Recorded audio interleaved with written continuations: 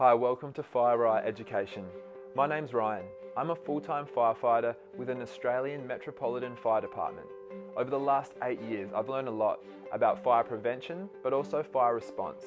And this channel exists to create educational content for you and your families so that you know what you can do to help prevent fires happening in your homes, but you also know what to do in the event of a fire in your homes. In today's video, I'm going to talk about some of the key reasons that fires can start in a home and what you can do to prevent them happening.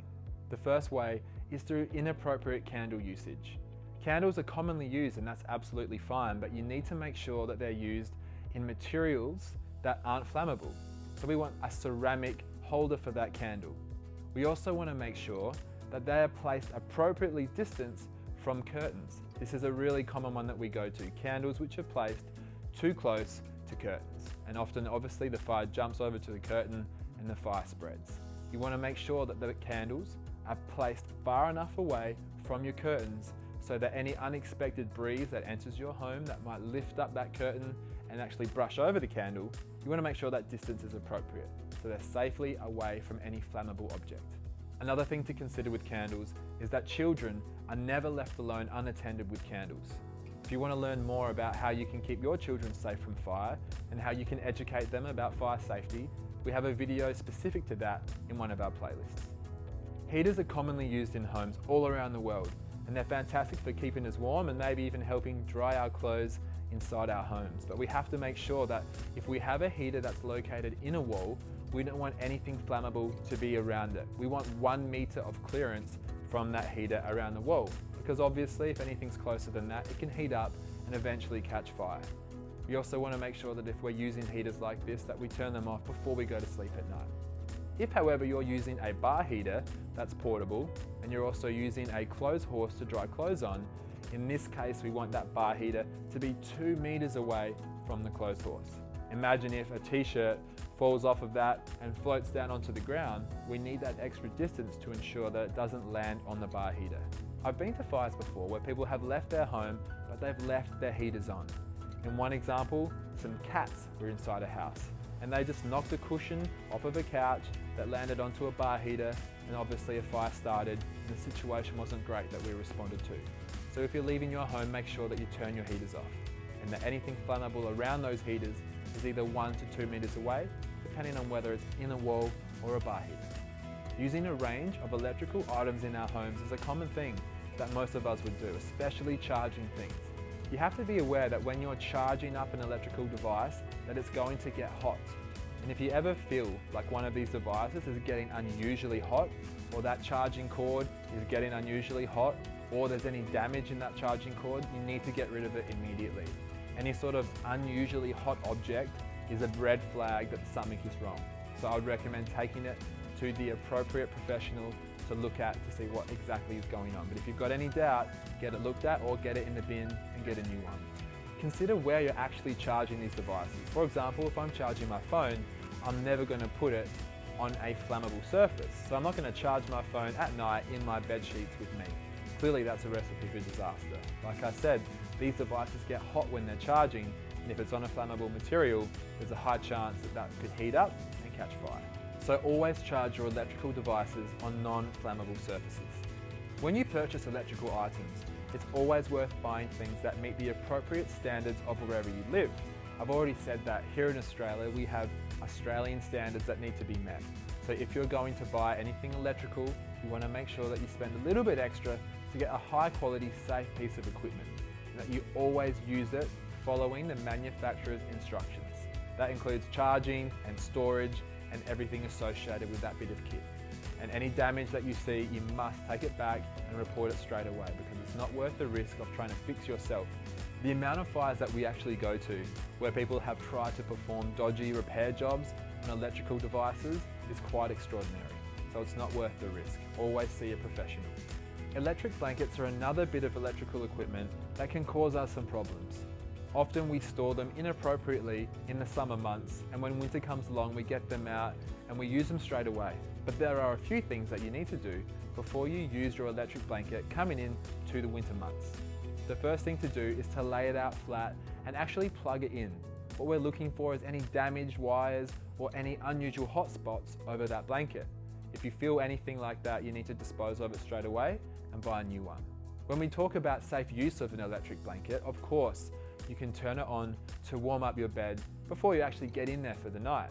But when you do go to bed, ensure that you turn it off, or if you're leaving the house, make sure you turn it off. You never want to leave things charging when you're not at home. Cooking fires are another reason we attend house fires. There are a few things that you can do to avoid these situations. One is never leave your cooking unattended. And secondly, make sure that you have a fire blanket in your home that is safely accessible in the event of a fire on your stove. That means not storing it under your stove, but storing it away from there that you can access to try and actually put that fire out if you feel safe to do so. We've got more detailed information on how to combat cooking fires on another video on the channel, which you can check out now. Like I said at the beginning of the video, there are many reasons that house fires can start from a whole range of different situations, but one of the other most common reasons is from smoking. People who are smoking in bed and fall asleep, or people who are smoking on their furniture and they fall asleep, they drop their cigarette onto that flammable item, whether it's a couch or a bed, and it eventually heats up and catches fire. Our advice is that you never smoke on a bed or on a couch. You want to make sure that you're doing it in a safe spot where there's nothing flammable around you, and that you dispose of your butts appropriately into non-flammable ashtrays or containers. Another reason that electrical fires can start are from overloaded power points. For example, some people have one power board from one power socket, then they have another power board on that power board that's already been used, and then another power board with many different appliances coming off all of those power boards. This is a recipe for disaster. Remember that one power socket is only limited to so much electricity that it can distribute. So I recommend that only one power board comes from one power socket. In recent years, we've seen an increase in the popularity of electric scooters and electric bikes, which is fantastic. But again, if you're going to buy one of these things, please buy them from a reputable brand that meets the appropriate standards of where you live. Please do not try and modify your own equipment with bolt-on packs that come from other areas around the world. You need to be very careful when doing this, because a lot of the fires that we go to come from people who have done just that. So remember to always buy from reputable brands that meet the appropriate standards of where you live. In today's video, I'm going to be talking about fire extinguishers, why you need to have one in your home and possibly even in your vehicle. Now, there's really only one kind of fire extinguisher that I would recommend buying for domestic use, which is this one here. Now, fire extinguishers are identified by coloured bands on them. For example, a white band is a dry chemical powder extinguisher. Other colours like a black band is a carbon dioxide, a blue band is foam, and if there's no band and it's just red, it's water. But for domestic use, it's best that you buy a white band.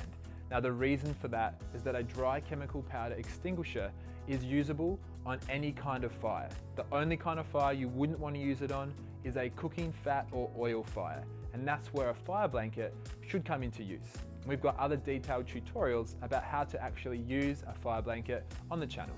There are a range of different sizes of fire extinguishers that you can buy, but for domestic use, a 1 kilo is probably what you're after. You need to be aware though that you're only going to get about 10 seconds of use from one of these, so it's very much a band-aid effect. If you actually need to use your fire extinguisher, there's a few steps you need to follow to use it safely and effectively. Now, there's a common acronym which is called PASS, which stands for pin or pull, aim, squeeze, and sweep at the base of the fire. I do think though that we can go better and add a T into that acronym, which changes it from P, pin or pull, to T, actually testing it before you use it and before you enter that room to extinguish the fire. By testing it, it's going to remind you that 1, it's working, 2, it's going to give you a visual of how far it's actually throwing, which is going to give you a good idea of how close you need to get to the fire and is it actually safe to do so. And then you can still go with aiming at the base, squeezing and sweeping until it's fully discharged, and then ringing the fire service. Of course, remember that you are not obligated to do anything. In the event of a fire, if you feel safe to do so and you have the appropriate equipment and training, then of course you can try and extinguish the fire if you think it's safe to do so. But if you don't, evacuate your house and ring the emergency services as soon as possible.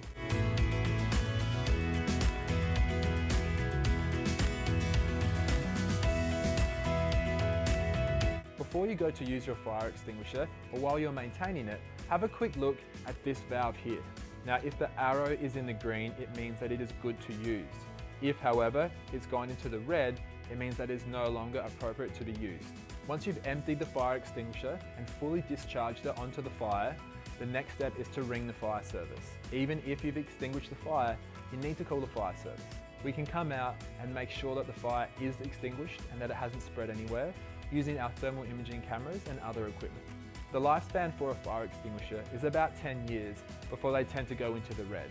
And the recommendation is here in Australia that they get serviced every 6 months. But if you're not doing that, one thing you can do is just to turn it upside down like this, and it actually agitates the dry chemical powder within it.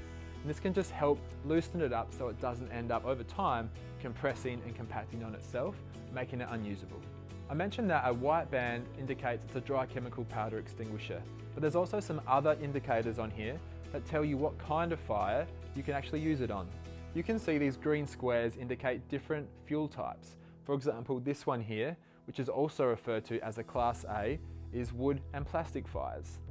Here we have B, which is a fuel fire, and this is still okay to use, and then E is electric, and this is still okay to use. Remember that if you are going to try and use a dry chemical powder extinguisher on a cooking oil and fat fire, it is your last option, but you need to approach it from at least 3 meters away to make sure that you're not too close with too much pressure coming from the extinguisher, which will just spread that fat and oil fire. If we approach from an appropriate distance of over 3 meters, we might be able to get a nice layer of that dry chemical powder that sits on top of the fat and the oil, smothering it and starving the fire of oxygen. If you'd like to purchase a fire extinguisher for your home or your vehicle, you can find it at any local hardware store or fire safety store. Even some grocery stores may have them for sale. What you're looking for is one that meets appropriate standards for where you live. For example, this one here meets the Australian standards. In today's video, I'm going to be talking about what a home fire escape plan is, how you make one, what it looks like, and what are some of those key bits of information that you need to have in your home fire escape plan. Basically, a home fire escape plan is something that you've come up with you and your family or everybody who lives in your house, what you're going to do in the event of a fire. Now remember that an integral part of a home fire escape plan is early warning, and that comes from working smoke alarms. I'm going to talk a lot more about smoke alarms in another tutorial, and you can check that out at the end of this video. But once we get that early warning from our smoke alarms, then we need to implement our home fire escape plan. Now there are some key bits of information you need to include in this. One of those is, where are you all going to meet? A central point at the front of the house is usually a good option. It could be the letterbox, for example. We want everybody to evacuate your house, going towards the letterbox. Once you actually get to the letterbox, what are you going to do? Well, you need to call the emergency services as soon as possible. Now, if you have children who don't have a phone, or perhaps you've left your phone inside, you need to know that you need to get to the neighbor's house, knocking on their doors to make sure that they can call them for you. At this time, you want to give them as much information as you can on the phone. Let them know your address, let them know where you live, let them know exactly what's happening and how long it's been happening for. The more information that you can give us before we arrive, the better we're able to respond. For example, that might allow us to send more resources. It might allow us to develop a plan to enter your house and go to a specific room where possibly someone still is, or maybe an animal is. Now, when you're exiting your home, there are a few things you need to know. In the home fire escape plan, we need to have multiple exits available because fire may change your plan depending on where the fire is. So we need multiple exits in case one is compromised. Now, how do we actually check if it's safe to leave or open a door, for example? Well, it's important to get down low, use the back of your hand on that door. We're feeling for heat. And a good area to feel is actually the door handle. Now, if that's hot, you can see smoke coming through the top of the door. That's an indicator that it's not safe to go through there. You need to find another exit. Let's just say, for example, that's a window that has a security screen on it. Well, you need to make sure that you've practiced and rehearsed leaving through that way. You know how to take off the security mesh, and you know how to open that window. Maybe you have keys for that window that need to live in that lock so that you can unlock the window in a time of urgency. A lot of homeowners have deadlocks on their doors. And a lot of people lock them at night, which is okay, but please leave your keys in the deadlock. A lot of times people get to the door and they're fumbling for their keys in a fire, they're stressed, they're anxious, and in that moment they can't find their keys, they can't unlock that deadlock, and a lot of times firefighters find people right near the door. So we recommend that you leave your keys in the deadlock for that very reason. Once you've found a safe exit from your bedroom or through the corridor or whichever way you've chosen to exit your house safely, there may be smoke in that house. And in other videos we've discussed how smoke develops. Remember that smoke starts at the top because that's where the heat is. And as smoke builds up and it gets hotter and that smoke becomes more dense, it'll slowly get lower and lower and lower. We do not want to be anywhere near that smoke. It's hot and it's toxic. So what we need to do is get down low and go, go, go. That means on your hands and knees, or maybe even crawling on your tummy to get underneath that smoke into safe, clean, cooler air to safety. Once you're aware that there is a fire in your home and you're making your way to that designated meeting point at the front of your home, you want to make as much noise as you can to notify everyone that there's a fire in your house. And if it's safe to do so, you can go into their rooms and potentially wake them up and help get them out. But only do that if it's safe to do so. If it's not, and you know that there's still someone in the house, you must let the fire service know once you ring the emergency service. Let them know exactly where they are, who they are, and where they are in the house so that we can get to them as soon as possible. Once you actually get to that letterbox or wherever the central meeting point is that you've chosen, you need to ring the emergency services as soon as possible. Once you and your family and whoever you live with have come up with a home fire escape plan which is specific to where you live, it's important that you actually rehearse it, especially if you live with children.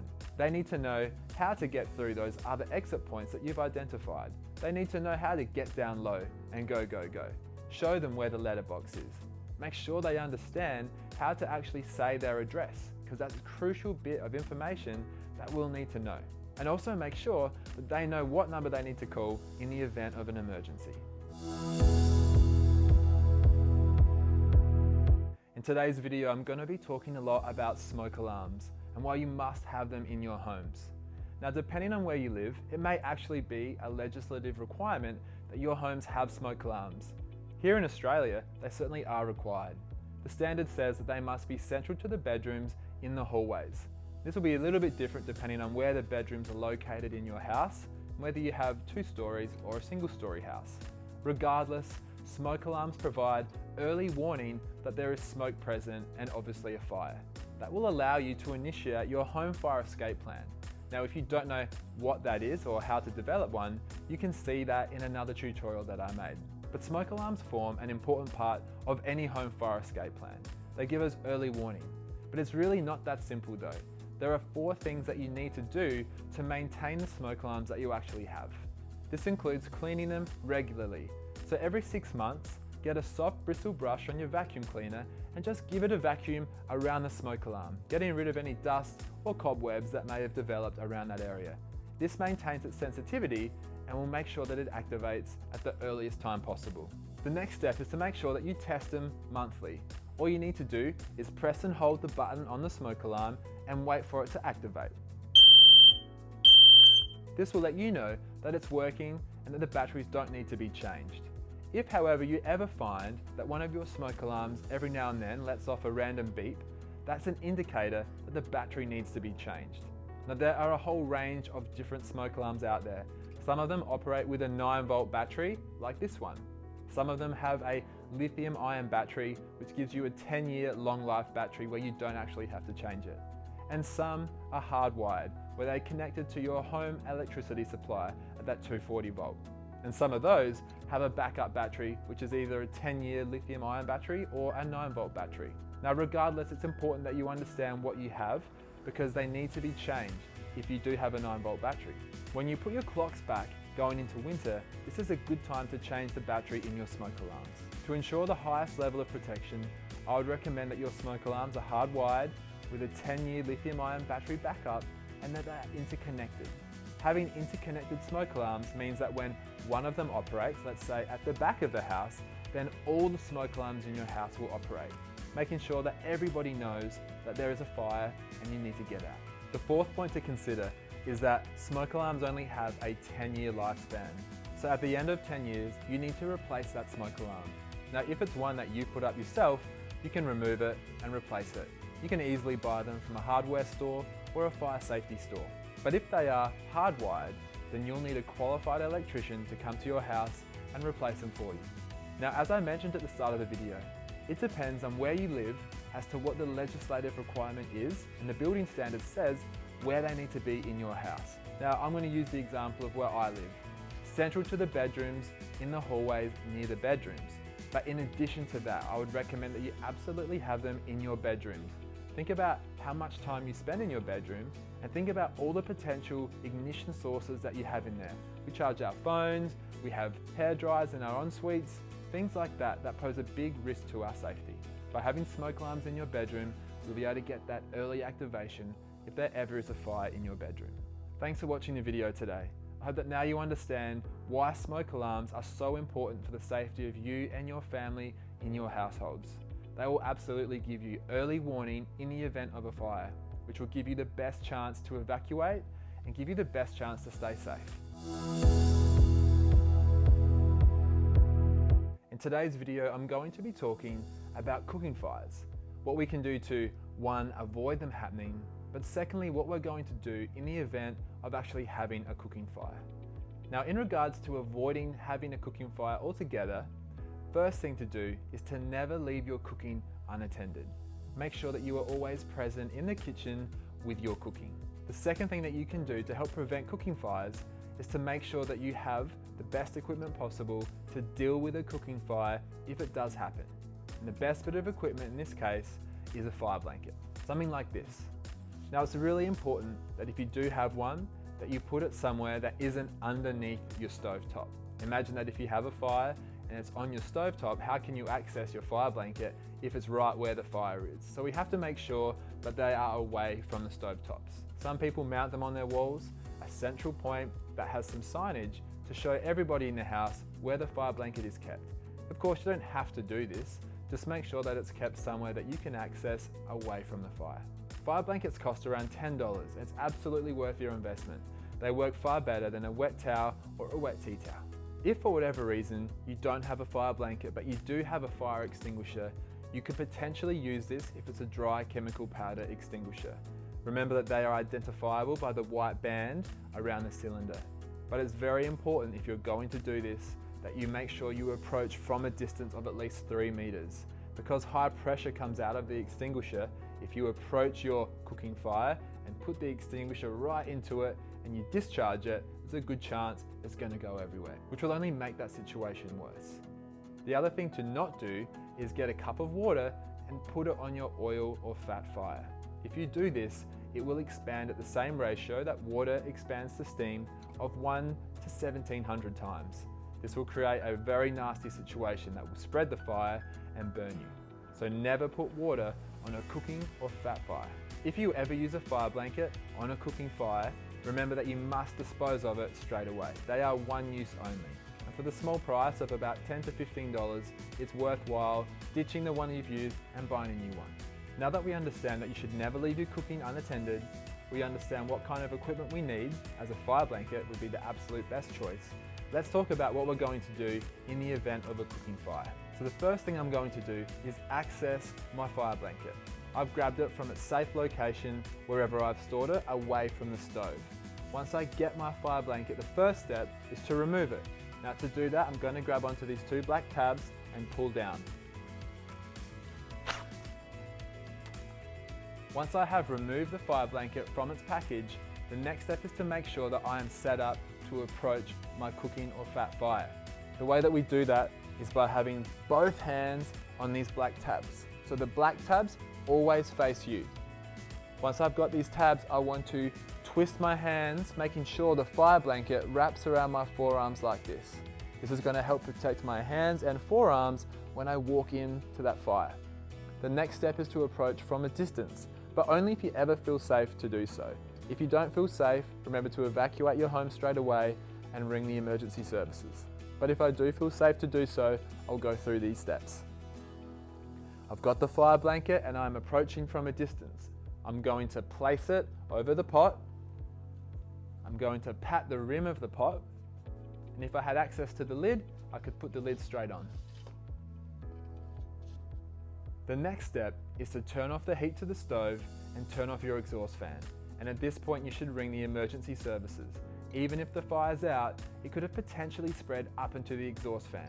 The fireys can come and examine it with their thermal imaging cameras to make sure there has been no fire spread into your exhaust fan. At this point, do not touch the cooking, just leave it and wait for the fire service to arrive. Your pot will be extremely hot, and if you grab the handle to try and take it outside, you're only going to risk burning your hand or dropping it and then spreading hot oil and fat all over the floor. It's better just to leave it and wait for the fire service to come. Thanks for watching the video today. I hope that now you understand that you should never ever leave your cooking unattended. But if you ever do have a cooking fire, you know what you need to do to try and stop that fire and keep yourself safe in doing so. Fire blankets are the best choice to handle a cooking fire. And always remember to turn off the heat afterwards, turn off your exhaust fan and ring the emergency services. And never try and move a hot pan, it will be extremely hot. And never put water on a cooking or fat fire. In today's video, I'm going to talk a little bit about what we can do to help keep our children safe in our homes. Children commonly have an unsafe interest in fire just because they're curious and they want to learn more about it.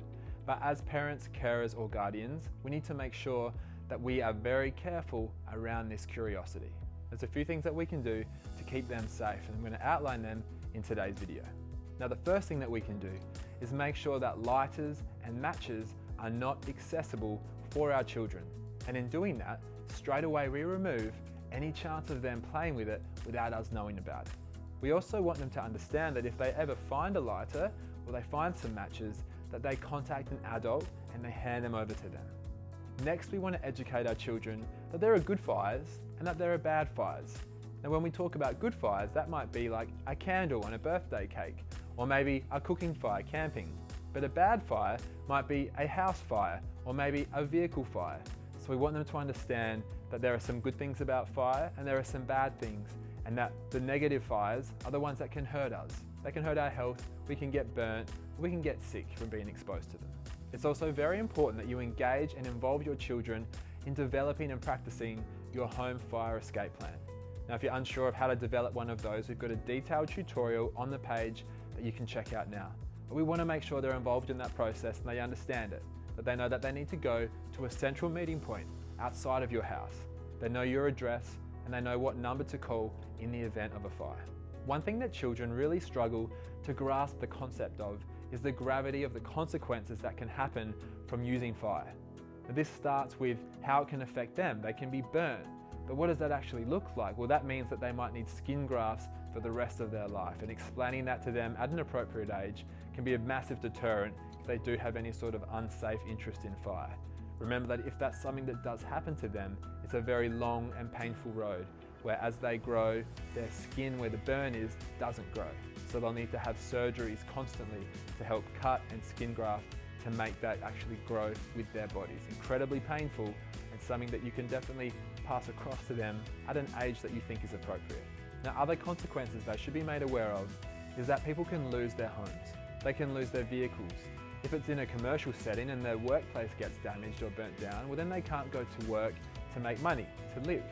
Other consequences you can educate your child on include other people being hurt, potentially killed, but also animals. Sometimes children tend to relate more to animals and understand that they can also be hurt, or they can also be killed in the event of a fire.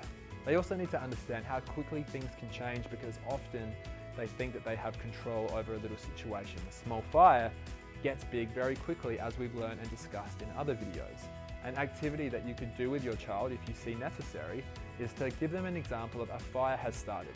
Now I want you to leave the room and get a bucket of water and come back. By the time it takes them to do that, by the time they've come back, the situation will be totally different. Now I don't want you to light a fire to test this, but what you can do is go onto the internet and find a video of a fire starting from a small fire. And you'll see that over a period of 2 minutes, that fire will grow drastically with lots more smoke, bigger fire, and a lot more heat. And that can just be a really impactful exercise that sticks with them for a long time. Another really impactful consequence that is worth educating your child about is that their loved ones could be hurt from an action that they have actually taken. So a parent or a brother or a sister has been hurt or potentially killed from some unsafe fire play that child may have been engaging in. So now that we've discussed how to educate our children about the consequences that can come from fire, we want to educate them about what to do if they ever do actually catch on fire. Now there's something that we can do called stop, cover, drop and roll, which we need them to practice and understand. So we stop what we're doing. We cover our face, we drop to the ground and we roll. Now, this is something that you could do with them anytime, anywhere. Drop on the ground and practice. It's important they understand that that's how they can actually put the fire out that's on them. Another thing they need to understand is that if they're ever in a fire, if your house catches on fire, how do they get out? Well, they need to get down low and go, go, go. That's on their hands and knees, going straight out to your safe meeting point that you've decided on in your home fire escape plan. Again, this is something that you could practice anytime, anywhere. They also need to understand that they need multiple exit points from their bedrooms in case there's ever a fire. This is something you need to work through with them so that they understand what to do if that situation ever arises. One other thing you need to be very careful about with children is leaving them with candles. We never want to leave them unattended with candles. The reasons are obvious and it's very dangerous, so make sure that they are always monitored if they have access to candles. If you're looking for a safe alternative, you can actually get battery-powered candles, which can give the same sort of feel as a normal candle, but is obviously much safer. Another powerful message to get across to your children is just how many people are affected if they do play with fire in an unsafe way and a fire starts and spreads to your home, just how many people are affected from that. If we have a look at them to begin with, you have the child that's actually lit the fire. The fire spreads. The family are affected because they also need to get out of that house. Maybe they do, maybe they don't. We then have the emergency services who come, fire, ambulance and police. That's to say that someone gets burnt and now they're going to hospital. Well, now we've got the hospital staff that are going to have to interact with them and deal with that, a whole range of different professions dealing with that patient. But then we also have the effects that go on to those first responders in the future. So how does that then affect their family and their friends? You can see that it goes from one person, being that child, to well and truly into the hundreds. It's important that they get an idea just how many people are affected from one decision that they choose to make. Thanks for watching the video today. I hope that now you understand the importance of educating your children about fire safety and educating them about the consequences, what to do if they ever catch on fire, how to get out of a house that's on fire, and the reasons why we don't ever want to unsafely play with fire. If we can do these things, we'll help keep our children safe and also our families in our houses. It's also very important that your child understands what the beeping sound actually is from a smoke alarm. Because if in the middle of the night they hear that sound, they need to understand what it means. They need to understand that there could be smoke and a fire present, and they need to initiate the home fire escape plan that you as a family have come up with. They need to know where they're going at that central meeting point outside of the house. They need to understand who they're going to call. Is it 000? Is it 911?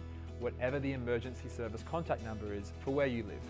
And just remember that lighters and matches are tools, they're not toys, and it's important that your child understands that. In today's video, I'm going to outline some key bits of information that you need to know if there's ever a fire in your home. The first point to discuss, and what a lot of people aren't aware of, is that 80% of deaths in house fires actually come from smoke inhalation rather than from fire. Now the reason for that is that smoke is incredibly toxic. Imagine in a modern house with modern furnishings that are made from plastic and lots of synthetics. When that burns, the smoke is incredibly toxic. And after a few minutes of breathing that in, you'll become unconscious and unable to respond or self-extricate. It's important that you know this because if you try to put a fire out and there's a lot of smoke in that room, you need to consider that that smoke poses a very big risk to your health and safety. So I would consider not entering a room that has sufficient smoke in it. You should only ever enter a room to try and extinguish a fire if you've had the appropriate training, you know how to use a fire extinguisher, and you feel safe to do so. You are under no obligation to do anything. Of course, if you ever feel unsafe and there is a fire, you should call the appropriate emergency service number. In Australia, 000, in America, 911. It's important to remember that all big fires start as small fires. Let's just say you had an electrical fault in your house on a power board. It will take that little fire on average 4 minutes to become a big fire, for that room to become fully involved in fire. I'm talking about a normal size room in a normal size house. 4 minutes for that room to become fully involved with fire. Now consider that when you actually see that small fire, if you leave the room to go get an extinguisher or maybe some water, and then you come back several minutes later, the situation would have drastically changed. More smoke, more heat, a bigger fire. So you need to reevaluate that situation to see if you actually want to try and extinguish that fire or not. But like I said, you need to consider that smoke is incredibly toxic and will make you go unconscious if you're exposed to it for too long. Also know that smoke is incredibly hot. We're looking at 600 to 800 degrees.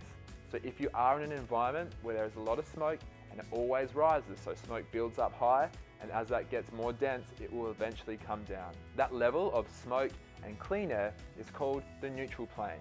And at the bottom is much cooler, cleaner air, and that's where we want to be.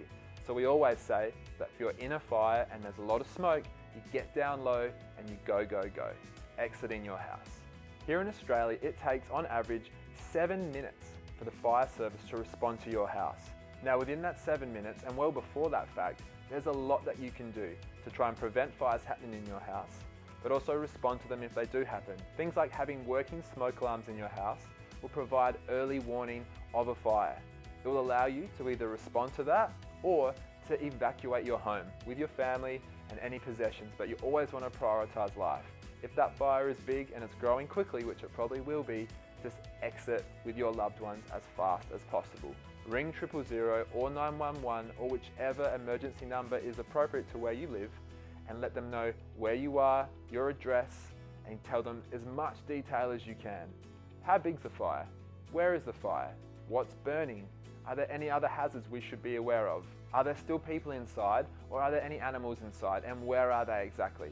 By giving the fire service this information over the phone when you call them, they'll be able to make the best plan possible to execute on arrival to help rescue your loved ones or your possessions and try and minimize that fire spread. Now hopefully by understanding these facts and by implementing these procedures, you'll be able to keep you and your family as safe as possible.